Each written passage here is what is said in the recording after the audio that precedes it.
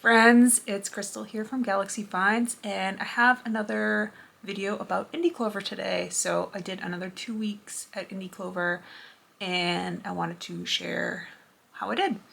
So for those of you that have watched my last video about Indy Clover, I didn't do great in March, so I did much better this time, and I'm going to tell you why I think I did better and try to tell you what sold, because I really did try to take inventory and everything, but it's still really confusing, especially when you have a lot of stuff and you're going through it and you're like, is this still here? Is this still here? So anyway, I had my booth from May 17th until May 30th, so that was 2 weeks. The first week was the 17th through 23rd, and I themed my booths this time, so I thought that was going to help me, and I think it may have a little bit, because I did do better with those themes. But the second week I ended up having 2 booths at the same time, because they came around and they said, oh, somebody had canceled and there were a couple booths available.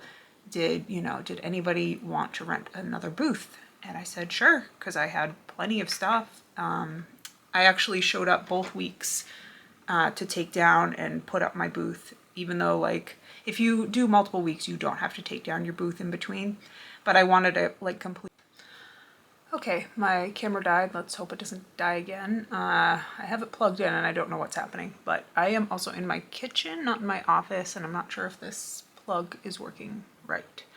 Anyway, so I had 1 booth my first week, 2 booths my second week, and I didn't plan on having a second booth, so like I just took stuff that I had in my car and things that were left over from the week before, some things, and then I had stuff left over from the last time I was at Indy Clover, so it was a bunch of like random stuff, and I didn't make a sign, I didn't have any sort of aesthetic or setup to it, I just kind of threw a bunch of stuff in there.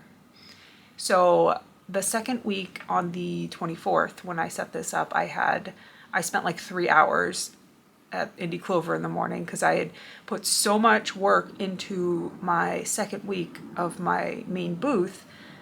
And then, at the end of that, I was like, oh, now I got to set up another booth, and I had to go back and forth to my car and get all my stuff, and yeah. So after that, my first booth, we're going to start with the first week, so I'm not jumping around over here. My notes aren't as good this time, and I'm trying not to make it a super long video like the last time. So my theme of my first week was J fashion, which is Japanese fashion minimalism. So when I went to Japan, there were like, I want to say like street fashion, but like the people you see just on the street walking around Tokyo all were wearing like the same kind of aesthetic. And it was around this time of year, and so it was more like minimalist, like lots of linens and cottons and like sort of boxy stuff, maybe like legging look if you're familiar with that word. Just a lot of natural fabrics, sort of oversized fits, layering, very neutral tones, sometimes like a little pop of like a pastel blue or pink or something like that, but mostly it was like black, beige, white, gray, like a slate blue sort of, so like stuff like that. So not all of my stuff was J fashion. I said it was J fashion inspired, so I did try to stick to the same color scheme so it looked nice when I set it all out. I did it by color, which, is like my thing. I love doing stuff like that. And then I had books at the bottom, which books are always a staple in my Indy Clover booth, because I know people like books. And then I had my hair clips and my keychains and all that stuff up at the top on a little like spinning carousel thing, and I had a nice sign, so I'll try to pop the sign in somewhere while I'm editing this.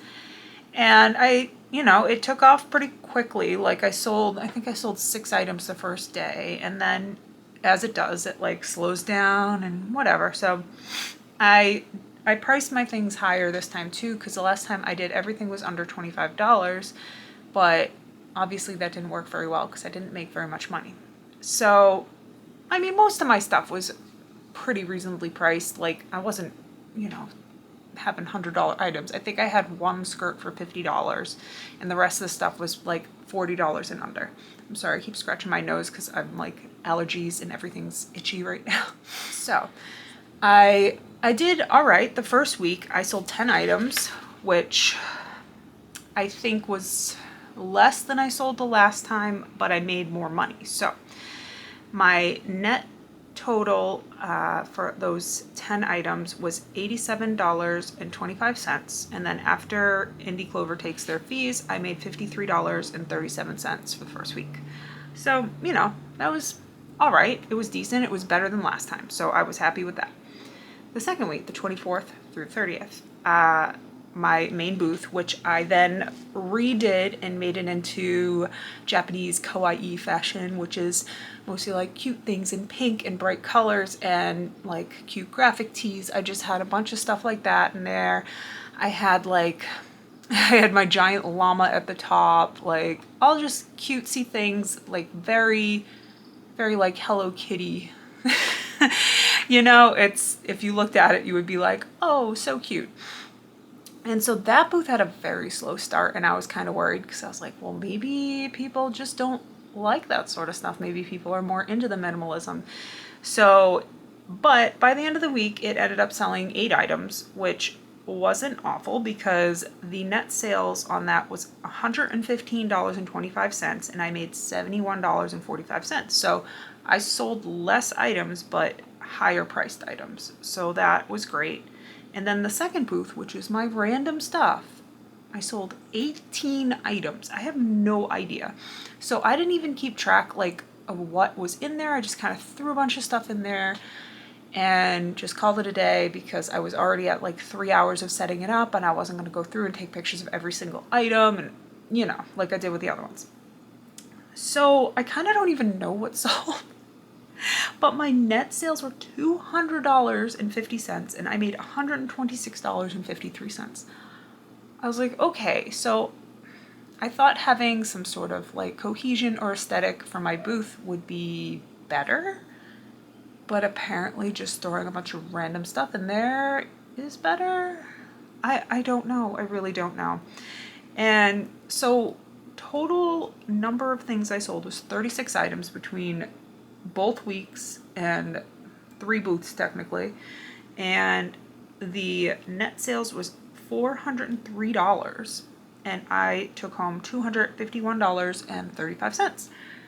So my booth rental fees for all 3 booths were $95.64, and then after paying that I take home $155.71. So yeah, I think last time I took home less than $25 for 2 weeks for 2 booths.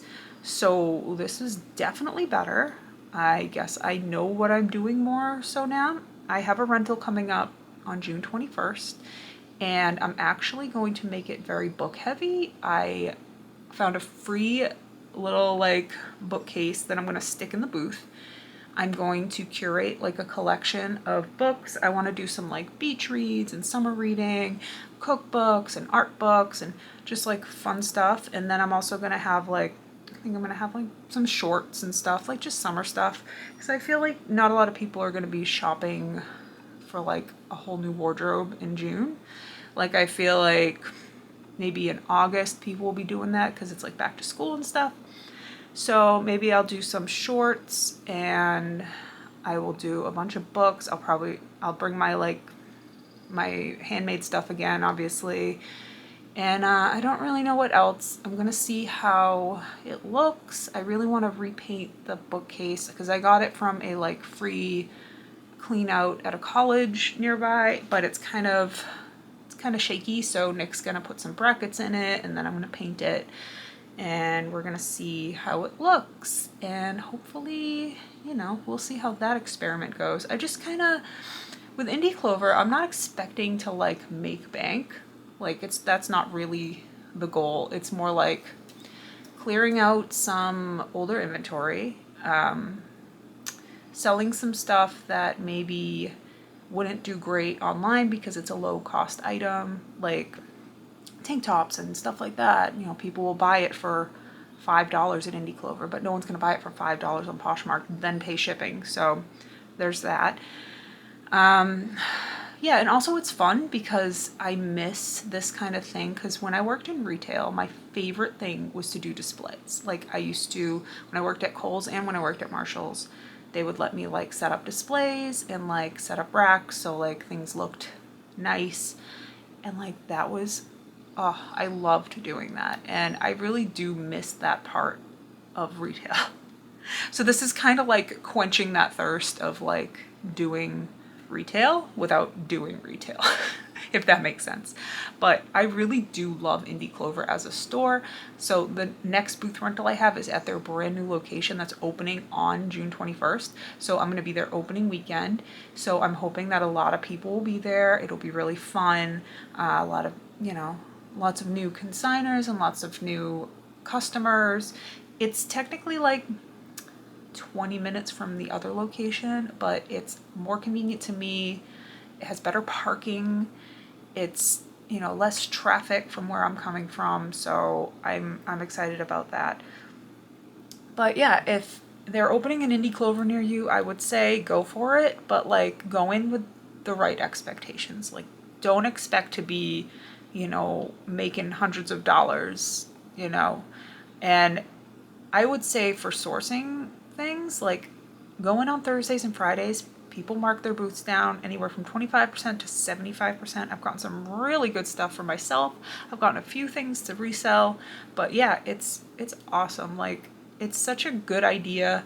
It's bringing like sustainability and like thrifting more to like the younger generation, because it's less overwhelming than a thrift store, and it's very cute the way it's set up. It's very aesthetic. It's, you know, and then they have a huge presence on social media. They're always posting. They're always doing like the TikTok trends, and they do live story sales. So like you can buy something from the store even if you're not nearby, and they'll ship it to you. Or if you are nearby, you can go and pick it up. So they do a lot of really cool stuff. So as a young company, I think that they are really doing what they should be. Hopefully they will implement a few of the things I mentioned in the last video, because I would love to have some sort of system where they just tell us what's sold. I will try to put up on the screen the things that I think sold, because they are not there anymore.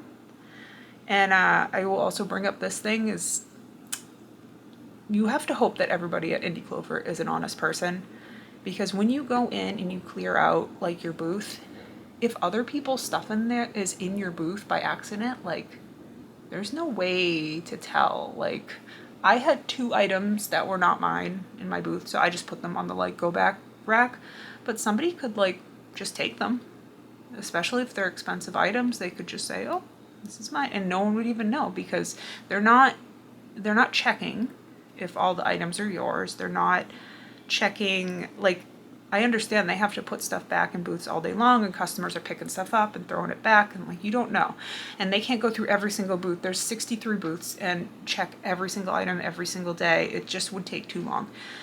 But I do wish there was more of like an inventory system, because when they do ring you out, they do say what booth it's from. Like even if you just had a itemized thing at the end of the week where it said you sold this item for $25, you sold this item for $5, you sold this item for this, like on what day it sold and how much it sold for. It doesn't even have to be like what item it is, like just basic. So like, because when I say I made, you know, $87.25 the first week off 10 items, I don't know if I sold, you know, one item for $25 and then the items were $5, or like if I just sold a bunch of, you know, $5 items. Like I have to keep really good track of my inventory, and that's hard, especially when you have like, you know, 50 items in your booth, and you know, you just. Okay friends, I'm actually going to end this here because the camera shut off again because the temperature of the camera was too high, because it's really hot out today. It's like 85 degrees. I'm sweating if you couldn't tell. So thank you for watching. If you did, let me know if you've done Indy Clover before and what your experience was like. And if you have any questions about Indy Clover, just let me know and I will try to answer them. Have a great day.